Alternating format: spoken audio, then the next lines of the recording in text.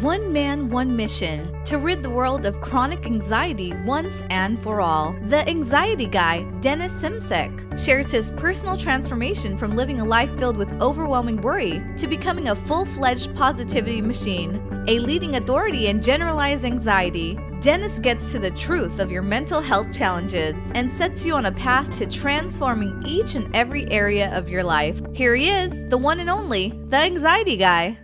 Hey everyone, and welcome to episode number 107 of the Anxiety Guy podcast. Dennis Simsek here with you. If you haven't already joined our Facebook tribe, make sure to head to Facebook and like the Anxiety Guy Facebook page because there are a ton of updates, ton of inspiration, ton of great like-minded people, outcome-focused people there that you're going to meet and get to mingle with as well. Every Sunday on that Facebook group, we're doing Facebook Live at 9 a.m. PST time. So I look forward to seeing you there. Today, we're talking about the circadian rhythm because a lot of people have been asking me, Dennis, I feel off-balanced.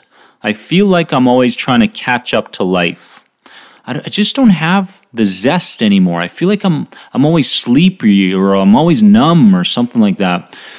And a lot of times the circadian rhythm is an area that we don't know enough about or we're not conscious of to change it. So today I'm going to make you guys very knowledgeable, very inspired, very informed about your circadian rhythm so that we can begin to tackle a big aspect of why you may be feeling this anxiety, this depression, all these emotional and mental challenges that you're currently going through.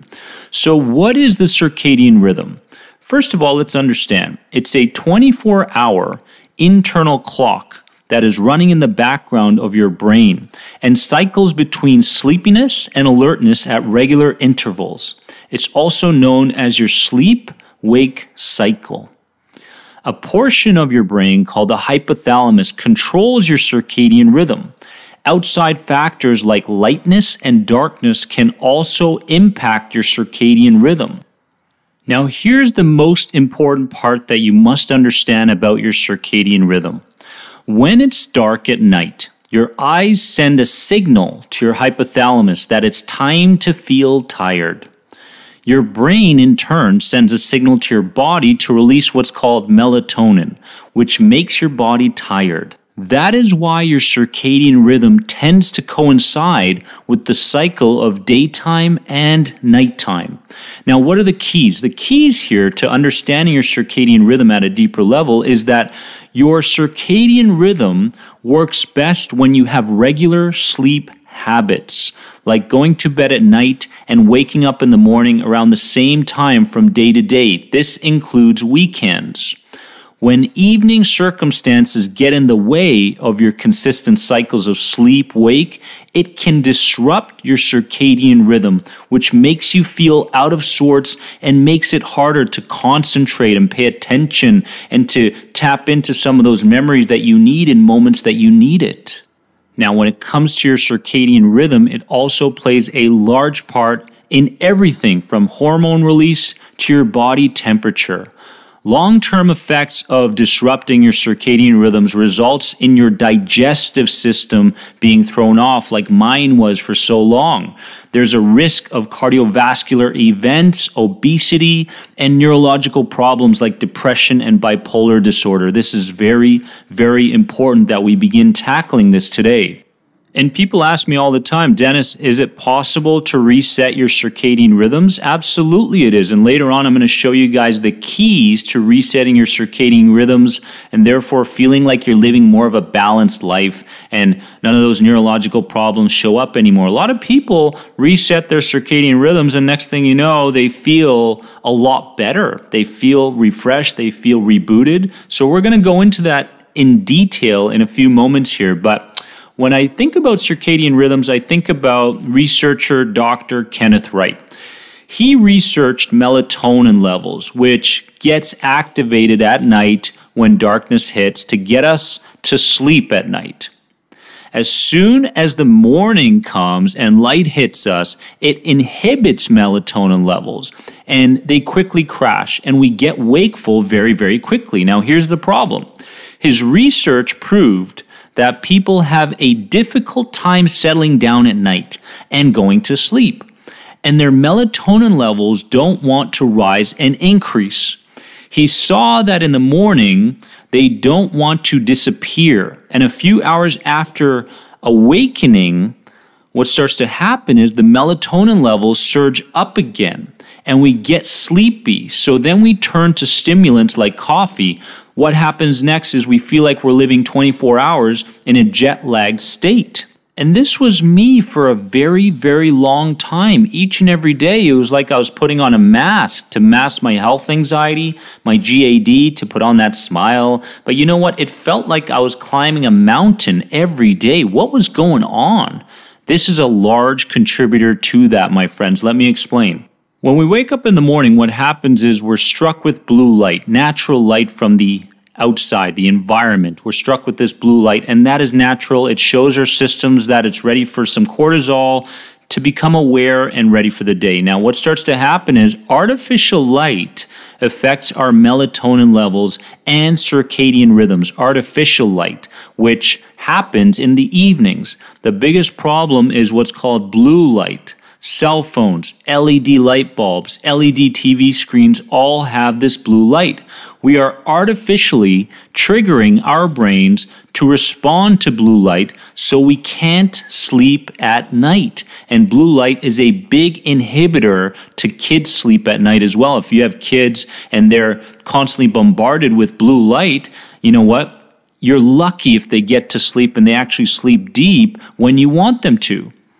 Now think about it for a couple of moments. Do you feel like your circadian rhythm is off? Do you feel like it's contributing to your state of being drowsy and just asleep all day? Kind of like that tired and wired feeling. Do you feel disassociated, maybe depersonalized? Could this be contributing to that? Absolutely. So what do? Write these down, my friends. These are the keys to resetting your circadian rhythms. Let's do it. Number 1, sleeping 2 hours earlier than you normally do. Waking just after sunrise. This must become a habit because we were meant to get to sleep when it becomes dark. Melatonin rises. We were meant to get our 4 stages of sleep, which then turns into our rapid eye movement sleep cycles so that we can dream, so that we can refresh, so that we can wake up in the morning with that melatonin level decreasing, cortisol rising, so that we can get ready for the day. So sleep 2 hours earlier. Number 2, getting natural blue light upon waking up and spending 15 minutes outside walking, stretching, reading, listening to an audiobook. It doesn't matter what you're doing, but you need this natural light upon waking up. So plan your morning accordingly. Number 3, turn off and finish off all your devices that produce artificial light at least 2 hours prior to sleep, and engage in activities that promote further melatonin and rest, such as meditation, reading, warm baths with candle lights, you name it. So we want to send the signal to our system that we're on board. We're ready for the melatonin. We're ready to get to sleep. We're ready to be rested, because dealing with anxiety is like running a marathon every single day. A lot of people say, Dennis, I'm exhausted and I don't even do anything physical. Well, you know what?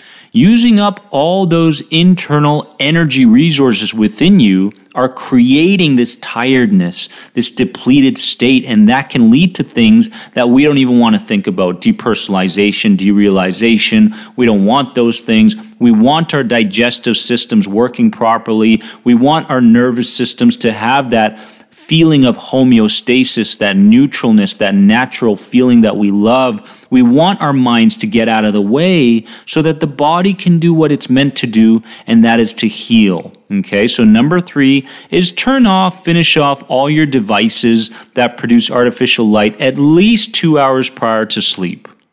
Number 4, connect with nature again. This is something that people know to do, but they never do. Once per day, at least once per day, by walking, engaging in your visual, auditory, smell, sensory organs, and practice grounding. Get your shoes off, go on the grass. Oh my God, it's too cold. No, it's not so bad. You know what? Spring's right around the corner. Don't worry about it. Practice grounding. Get your socks off. Feel the grass beneath your feet. Feel like you're being rooted to the earth. Get in touch with nature in some way. This is going to help us to reset our circadian rhythms. Number 5 is reorganize your sleep environment. And this was big for me. The subconscious mind is currently associating your current room to becoming attached to further thinking, stimulation, a clustered environment maybe, who knows. What you want to do is you want to create a place of zen through calming colors such as sky blue and clean up the room, for goodness sakes. You want to create an environment where, you don't study in there, you don't read in there, you don't do your work in there. It's a place of zen. When you step into that bedroom, guess what? Melatonin hits, I'm ready to sleep, I'm ready to refresh. But, the problem in today's world is that there's so much stimulation and so much crap information.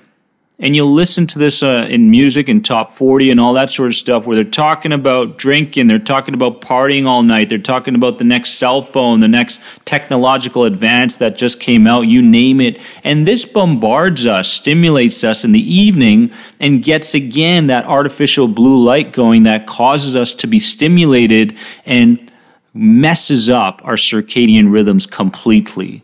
So we want to go against this. We want to take control starting today. And I'm going to give you guys number 6. Number 6 is fast. A lot of people don't think about this. Fast. Then normalize your meal times. Your digestion and metabolism plays a key role in your sleep-wake cycles. What and when you eat can help reset your sleep clock. Fasting for about 16 hours, I suggest from around 4 p.m. to 8 a.m. could help reset your internal rhythms. Once your sleep is normalized, stick to regular breakfast and dinner times, eating a few hours before bed and a filling protein-rich breakfast shortly upon waking up. So this is important, guys. We want to create balance. We want to get to bed at the right time. We want to wake up at the right time. We want to reset our circadian rhythms. We want to be back in touch with nature. All of these things are crucial. And I want to go over these 6 steps again so you can write them down, begin implementing them in your life today. So number 1 is sleeping 2 hours earlier.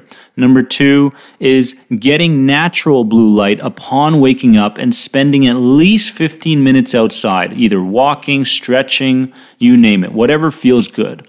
Number 3 is finish off all your devices that produce artificial blue light 2 hours prior to sleep. Number 4 is connect with nature again. This is huge. Number 5, reorganize your sleep environment. Create the right colors. Create a place of zen. Number 6 is fast and then normalize your meal times. So is it possible to reset your circadian rhythms and therefore feel more balanced throughout the day? Absolutely. And all of this is in your hands. A lot of people are looking for that magic pill. They're looking for that one technique, that one way of taking action. But you know what? If you just take a really good look at the patterns that you're currently running in your life, you're going to notice what's natural and what's artificial. What sort of thinking patterns are natural and what's artificial? What sort of things you're doing are natural and artificial? And what sort of things are contributing to your state? What sort of things are contributing to your tired or you're stressed out, your anxious emotional state? You're going to find that there are a lot of things there that you can begin replacing with other things. The question is are you willing to give up some things in the process? Because everything takes sacrifice. Someone who starts a new diet plan or whatever it is, ketosis, you name it, they're going to have to give up a lot of the sugars and the salts and stuff like that. And you know what? Those cravings for the time being, they're going to have to do that. So my friends, I urge you to listen to this a couple of times and begin implementing this because you want change. You deserve change. You believe that life should not be lived by running up a mountain every single day, putting your mask on for people and smiling in front of them and internally feeling like there's chaos going on. No more. No more. So today's episode is going to contribute to that greatly, my friends. I love you guys so much. You are much more than anxiety. I'll see you guys in the next episode. Make sure to subscribe. Bye-bye. Thanks for being an important part of the Anxiety Guy podcast community. If you enjoyed this podcast, please leave a positive rate and review. If you're searching for further support on your road to recovery from anxiety, head over to anxietyexit.com and take part in the powerful End the Anxiety program based around the CBT model. If you're searching for a more one-on-one approach, you can sign up now for personal coaching sessions with Dennis via Skype. Remember, you are more than anxiety. See you in the next episode.